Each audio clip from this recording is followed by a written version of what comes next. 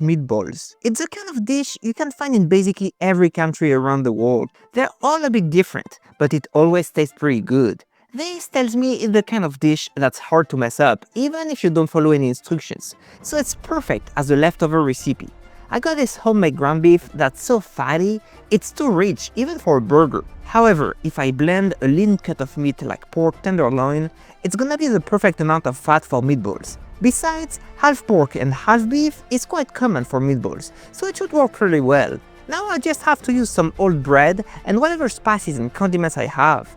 Give it some color by searing it with ghee, add a bunch of beef broth, some veggie puree, and other herbs I didn't know what to do with, and just let it cook for a while on low temperature.